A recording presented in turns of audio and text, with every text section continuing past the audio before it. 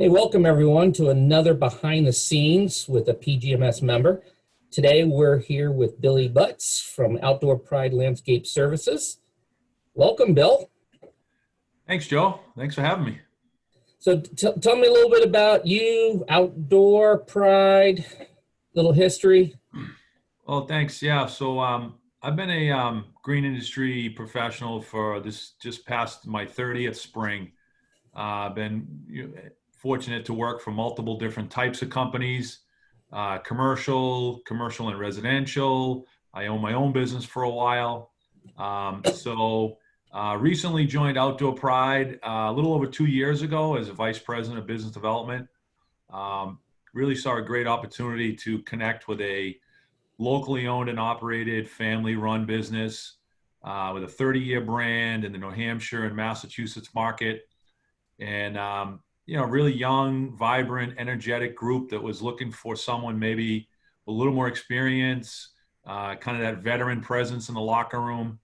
So I really gravitated towards that, came on board and was able to spend a lot of time with what I consider the next generation of professionals. And we've had a really good run here for a couple of years and been able to secure some really nice work. Our company really focuses on commercial snow management and landscaping. So our customers are corporate customers like Oracle, Intel, Mida Corporation, Amazon, General Electric, the bigger, sprawling corporate suburban campuses that we have in Massachusetts and New Hampshire. Liberty Mutual is another one that comes to mind. So our focus has been on that, and it's been a really good position for us to be in because there are a lot of companies that either for some reason can't or wouldn't take on that type of work. We have about 300 employees in the winter, and we scale back to about 75 in the landscape season. So our split is about 65, 70% snow management and about 30% landscape management. Annual revenues little over 10 million, just to give you an idea of what that breakdown is. That's great. Awesome. Well, since you brought it up, let's most of our members around the country are probably sweating right now in 90+ degree heat. For those of you that are interested, if you go to Outdoor Pride's website, you'll cool down immediately. The whole front of the screen is snow operations with some cool videos. So let's talk snow. Is this something you guys definitely made a conscious choice to become a leader in kind of the process and how you guys handle? Yeah, it's been interesting. The snow industry in New England is quite a business.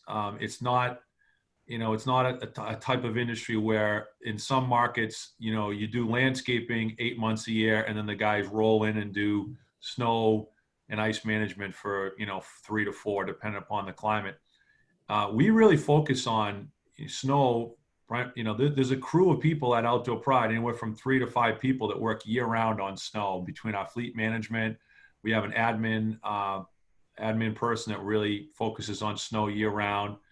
So we take the other approach. We call ourselves a commercial snow and ice management company that does landscaping in the off season. And there is a spot in the market for that type of company. The corporate campuses and the size properties we maintain, snow can be their biggest line item in their budget. So we work really closely with them to help, obviously reduce risk and help them find ways to manage their budget efficiently and, come up with some creative ways with equipment and technology and the different things that are out there right now. Awesome. How about training? Must be a large part of your operation then, and equipment prep, things like that. Yeah, I mean, we spend a consistent amount of time each week, each month on training. We actually have an employee that's on our staff that recently joined the team a little over a month ago. We focused on training and development as one of our core commitments as we grew the company. And in order to focus on it, we needed someone to take hold of it and own it. So we looked around the room, and there weren't a lot of people that had a little extra room on their plate to take on such a big responsibility. So we budgeted for a position. So we have a corporate training and development employee. He's very, very, very well versed in training. He's come from the manufacturing side, so he actually has an understanding of some lean management and some efficiency management and in the production specialty areas. So we're excited to have him on the team. But yeah, training is a big part of who we are as a company and what's given us the success we've been able to have. Awesome. Also, just recently, I saw on PGMS's Facebook page something about 20 Outdoor Pride's 20 acts of kindness. How about, can you share with the membership a little bit about that program and what it's all about? Yeah, so that came from one of our employees. So Jessica Kelly, who runs our lawn care division. Yes, that is Jessica Kelly. She does run our lawn care division. She's quite a interesting person. She has a lot of energy, and a lot of her energy is around the coworkers that she spends time with, which are predominantly men. She does a great job of managing her role, as well as staying consistent with the diversity that we have in our company. We're always about adding team members for their quality and their skill sets, not whether or not they're male or female. So we're proud to be in that area. The one thing that Jessica came to us, she came to us probably about maybe in December, and she had an idea that she had seen somewhere that she wanted someone had either posted, or a friend of hers had heard about companies doing more volunteerism. And our organization, Mark, the owner, has a family foundation called the Aquilino Family Foundation, and they do a number of generous donations and commitments to the community. But Jessica was more interested in helping the younger people in our team understand the value of volunteerism. So she came up with the idea of 20 acts of kindness in the year 2020. So we got together and we built a little committee, and we said, well, how could we do that? How could we find our way to committing to that much time and effort? Well, it took about a 30-minute meeting for us to come up with 6 or 7 really fun ideas that weren't going to take a lot of time. They were just something we needed to do a little organization on. So the first one that came up was cleaning up a rail trail, which is a walking path right up the street from our shop, walking and riding. It's almost 6 miles long. So we went in there with a crew of about 15 or 20 volunteers, all volunteers. It was a Friday afternoon at Outdoor Pride. In the summer, we work 4 10-hour days. So Fridays are days off for our crew. So about 25 individuals came in on their day off, and Mark donated all the equipment and the trucks and whatnot, but the guys went out there and volunteered to clean up the trail. And we've done some other things where we've donated saplings to the frontline, heroes that are some of our clients that work on some of the hospital facilities that we have. So there's a lot of little things we're able to do. And, it's almost, we've got our horticultural manager. One of the beds at the shop was a little overgrown with some shrubs, and we pulled them out, and we weren't quite sure we wanted to put back there. So we put in about 25 tomato plants, and he's going to harvest the tomatoes and donate them to the food pantry. So, little things like that, I think it's going to go a long way, and it's already gained a lot of momentum. That's awesome. Very cool. So one of the things I know you and I are both passionate about, and we've had many conversations, is, and maybe it's because we're both looking a little bit grayer than we used to. Yeah, no kidding. Huh? Just the importance about teaching our youth some of our experiences about our industry that a lot of times just gets overlooked. All the different options in this industry. I mean, people just think landscaping. They don't think about all the other aspects of the industry. And I know you guys have been involved, you personally, for years, involved with reaching out to our youth and also helps with recruitment, things like that. So can you touch base a little bit on what you've been up to? Yeah, great. And I agree, Joe. It is our generation that got this, and before us, obviously, but it's what, you and I working together for 20 plus years as, vendor partners and friends, but the passion we have for the industry and the willingness to give back and get this next generation ready for what is an unbelievable opportunity for them. So I took some time out of my schedule and volunteered to become part of Essex North Shore Technical High School, and to become it's called a program advisory committee, where we advise the teachers on the up and coming industry information, things that we feel the students should learn and learn more about and understand. But I actually took it a step further. I became part of the 5-year strategic planning committee to help build the school and help renovate the school for where it's going to be in 5 years and 10 years. So that's been a blast for me. I was actually just there this morning. We had an opportunity. The landscape crew is getting moved to another location on campus, and they brought myself and 3 other committee members in to ask us what we thought. This is a multi-million-dollar school district that's bringing in 4 or 5 contractors on a Monday morning in the summer and say, we're thinking about moving the students over to this part of the campus for this reason. What do you think? Do you think this would be beneficial for them as they hit the, employability? Will it help them become more employable? That's all they wanted to know. And so we gave them some input, and we're actually going to put together a day with the whole committee to donate some time and materials to improve one of the areas that we think can be better. So it's been very rewarding for me. I had an opportunity to speak at the State House on Career and Technical Education Advocacy Day. When I was a kid growing up, and there was an opportunity for me to go to, what was then called the VOC. It was a little different. There was a little stigma attached to the VOC, where it was, maybe you should go to the VOC if you don't really know how to spell, or maybe you should go to the VOC if you're not that good in math.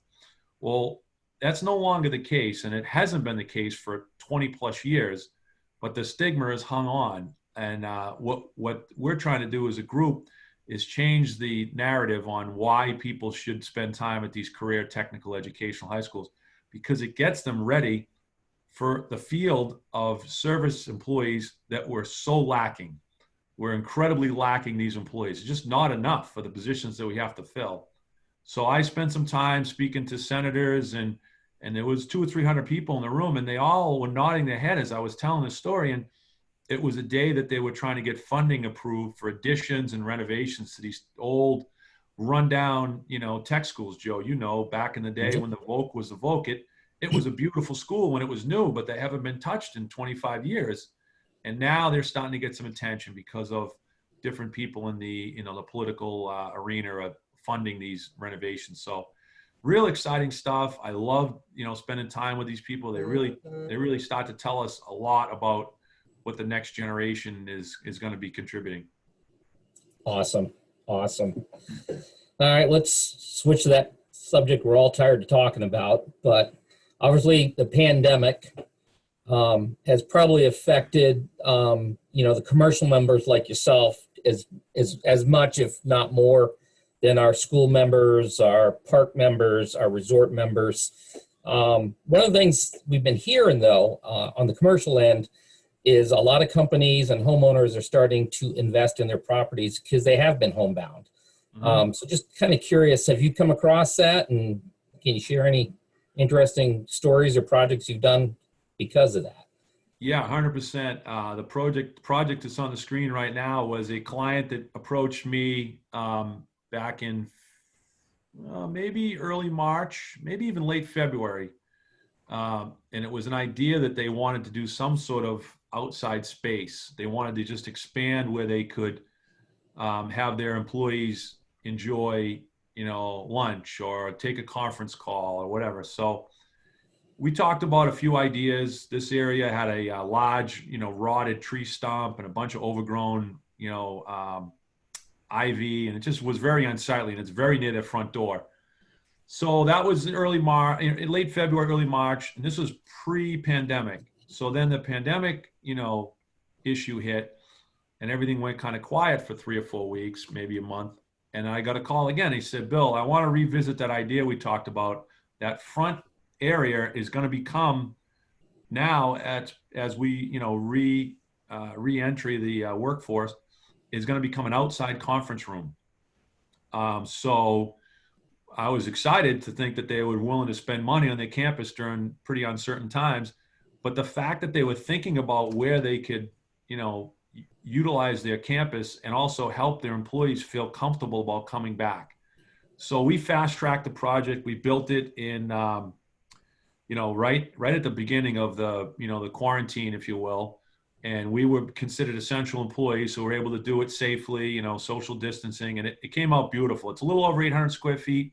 It's going to have a large hedgerow around it. You can't see it, but there's a privet hedge on two sides of it to give the parking lot a little bit of a buffer. So when that grows in, we'll kind of keep the hedge at about 5 or 6 feet tall. And they're going to put, a couple of tables out there, maybe some area for people to do some small meetings. But it was just really, really exciting to see a campus or a client to invest in their property and invest in their employees. Cool. The other campus picture is one that's a lot of walking paths. It's Partners Healthcare just outside of Boston in Assembly Row.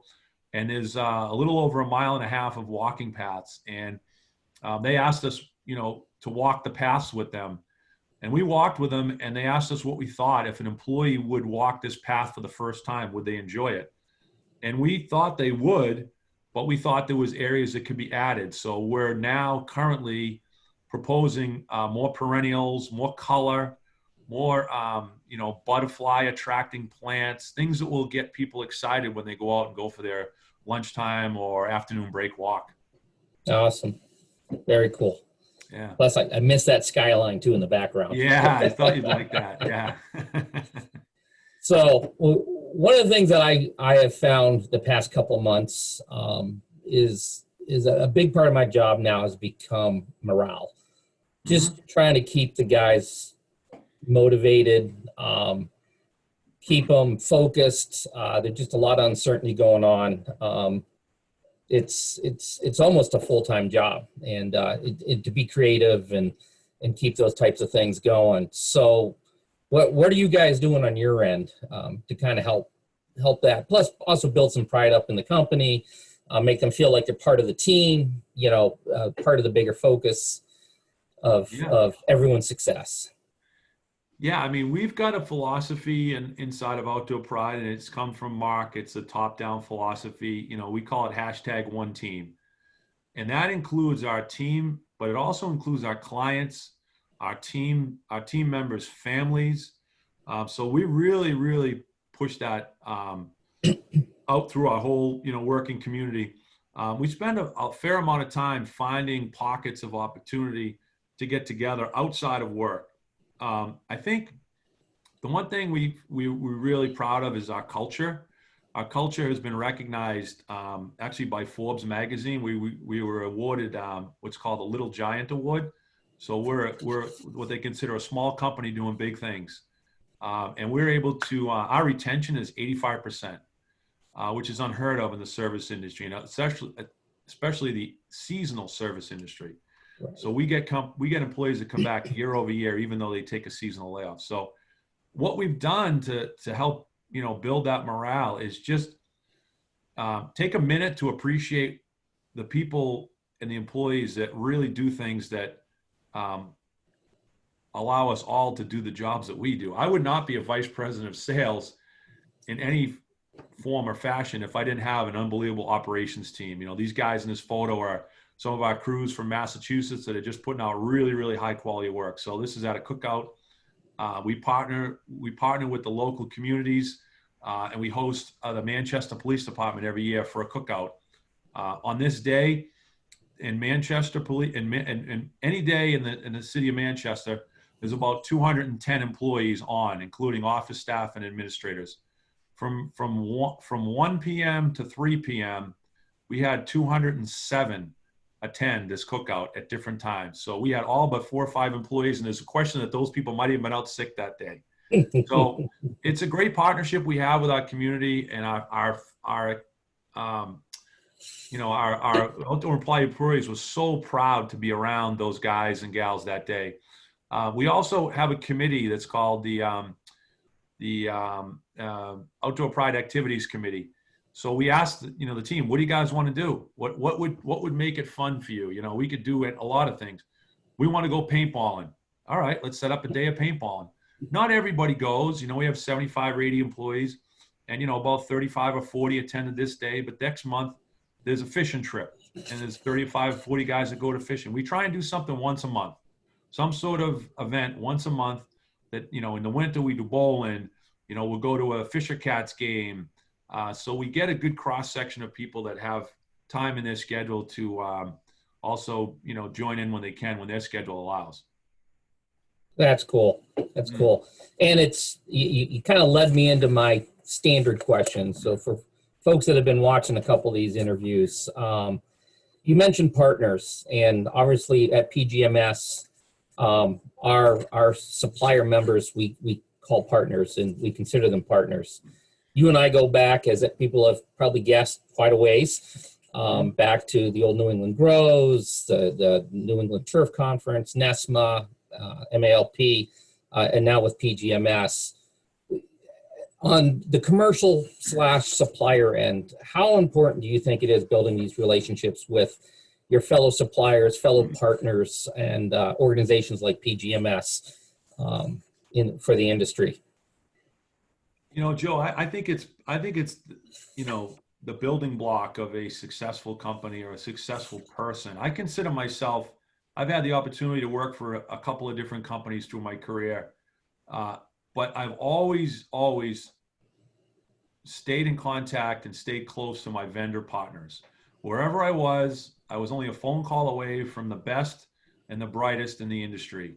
And that also includes my role and time I spent with NESPA, the board members I met there, and the board members I met with the Turf Conference and the different individuals. So wherever your job takes you, your vendor partners and your associations are still going to be part of your day-to-day. Your business card might change, but your relationship with Bobcat or Komatsu or Ventrac is going to stay the same. And it's actually going to be interesting because they're going to want to talk to you even more when you change companies, because they're going to want to know what's new and what's exciting with your new company. So I would say for a member to not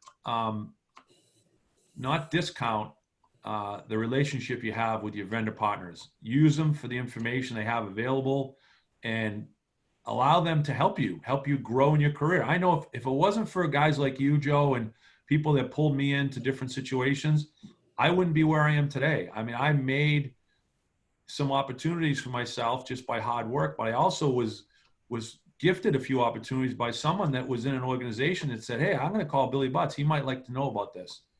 So if I don't have that relationship with those people, they're not calling me, and I'm not getting that chance. So I would say if a young member or a member of this organization that's maybe at a school or a college that, maybe the emails are too heavy, step out of the office and go down and talk to your vendor partners. Drive into their shop. They'd love to see you.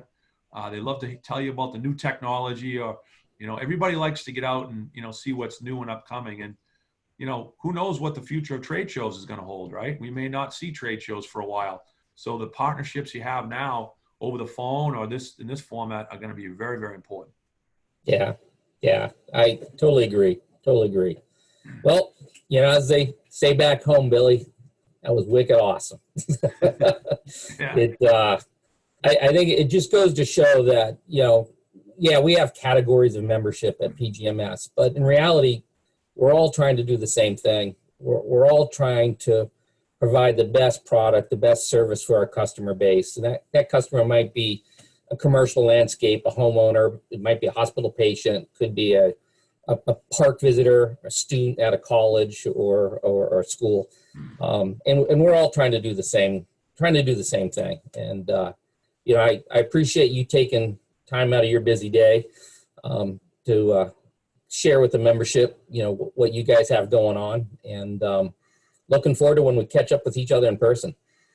Yeah, that'd be great, Joe. I would say in one closing thought, a very, very bright business owner, took me under his wing when I was probably in my late 20s, early 30s.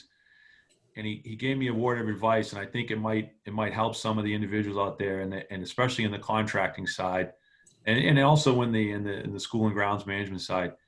He said, treat your employees and your customers like family, and you'll never have any problems. And I didn't really know it at the time. I didn't think about it at the time, but now as I get, on in my years in the industry, I'm thinking, I really did do that. And now I just have a larger family, essentially, and customers and friends in the industry. So it served me well. I would hope that maybe someone in the industry might pick up that thought and use it. That would really make me happy. That's cool. That's cool. Mm. Well, everybody, that ends another behind the scenes member story. Hopefully you picked up some ideas, inspired to maybe create your own version of 20 acts of kindness. Just a nice needed break away from your daily activities. So from both myself, the PGMS staff, the rest of my executive board, I just want to thank you guys all for supporting PGMS. This organization is only as successful as it is because of you guys as members. So I encourage you all to get involved locally and nationally, mentor someone just starting out, encourage others to look into this industry, and just do whatever you can to help support all of us, whether they're members or not. We are one big family. So until next time, stay safe out there, and we'll see you soon. Thank you. Thanks, Joe.